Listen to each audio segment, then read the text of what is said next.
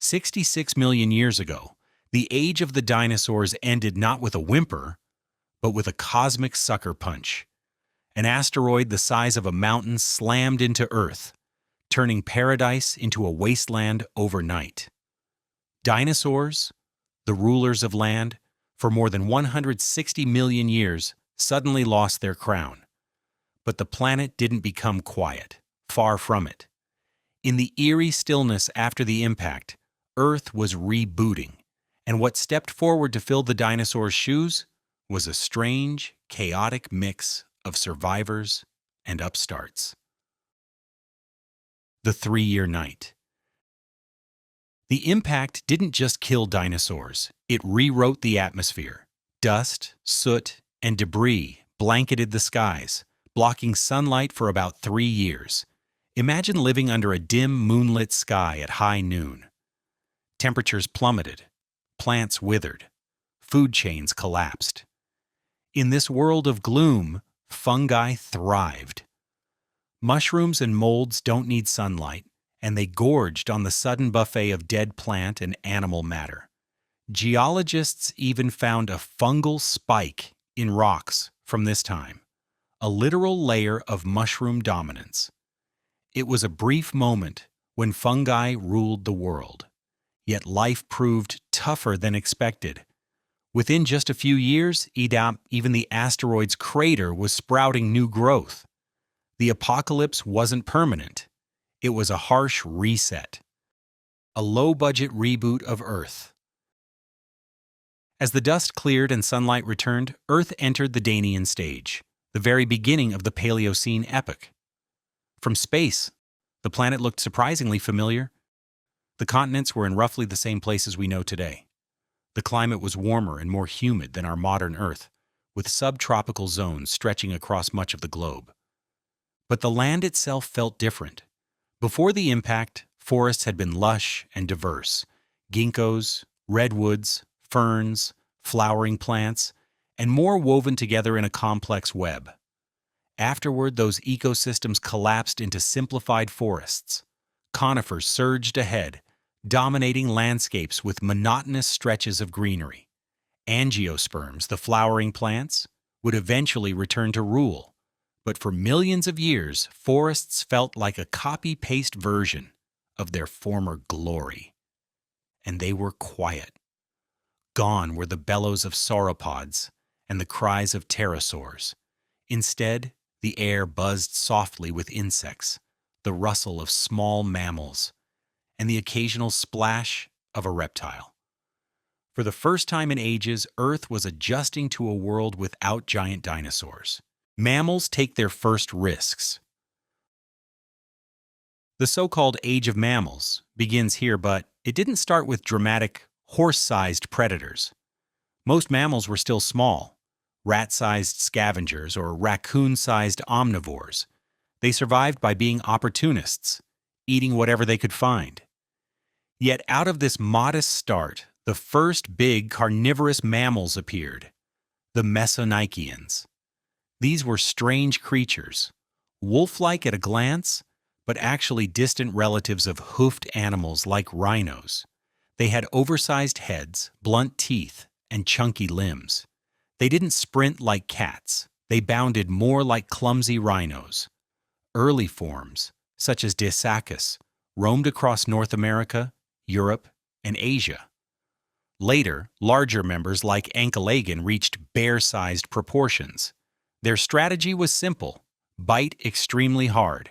Who needs sharp teeth when you can crush bones through brute force?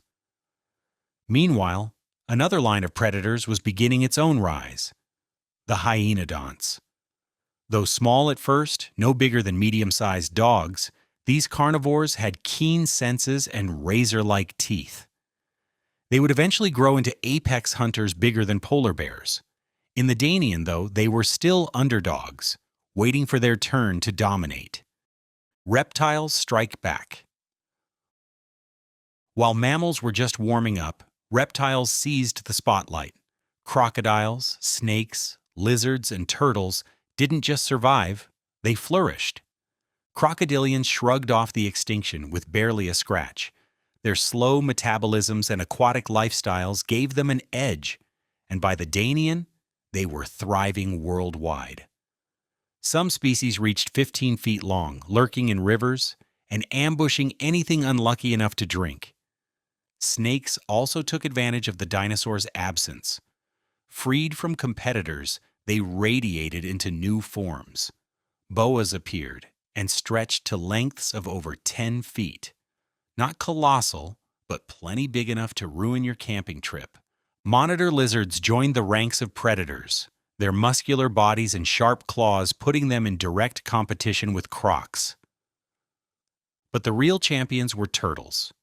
Adaptable diets and low energy needs made them extinction-proof.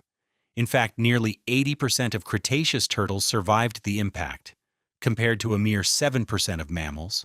For a while, they were among the most common vertebrates on Earth, filling rivers, lakes, and coasts. Their only downside? Crocodiles developed a taste for turtle meat. The skies without pterosaurs. In the air, the pterosaurs were gone for good, leaving behind an empty sky. Insects survived, but their diversity was reduced. Butterflies became some of the most visible flyers, a delicate silver lining in an otherwise stark atmosphere. Birds, the true surviving dinosaurs, barely scraped through. Only a handful of lineages made it past the impact, and they spent the Danian in recovery.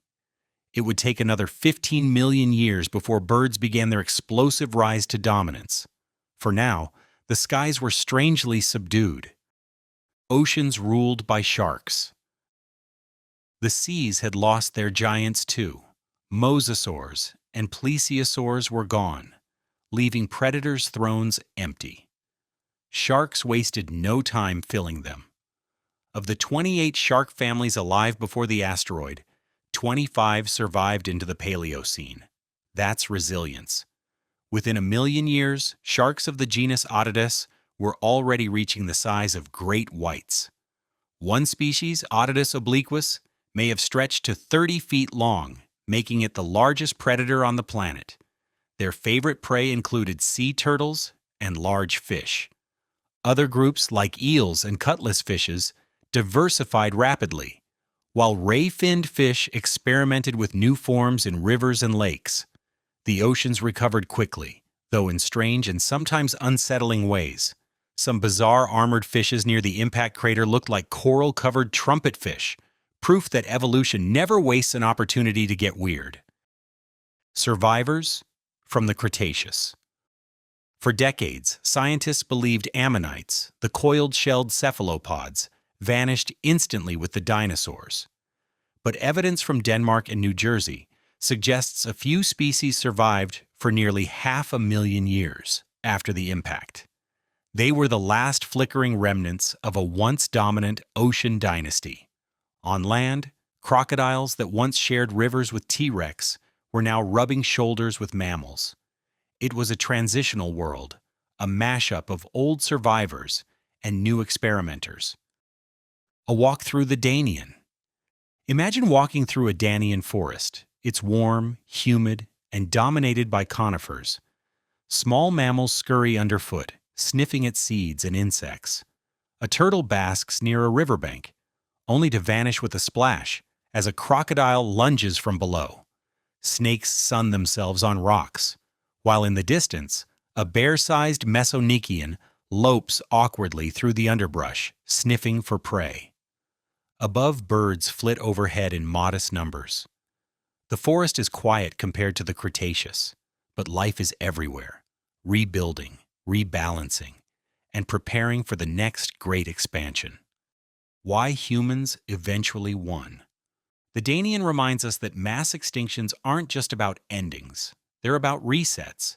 Crocodiles, snakes, turtles, and sharks thrived because they were adaptable. Mammals experimented with new roles, slowly climbing the evolutionary ladder. Birds bided their time. So why, millions of years later, did humans emerge as the planet's most dominant force? Not because we were the biggest or the fastest, certainly not because we had shells or crushing jaws. We thrived because we were generalists.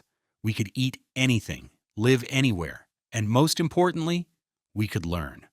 Our ancestors remembered where predators lurked, which plants were safe, and which valleys to avoid after a flood. They shared those lessons. Memory became culture. Story became survival. That was the tool no crocodile or shark could match. Earth after the dinosaurs wasn't silent. It was a workshop, busy with survivors improvising and evolution testing out strange prototypes. Crocodiles took over rivers. Sharks owned the seas. Turtles quietly multiplied.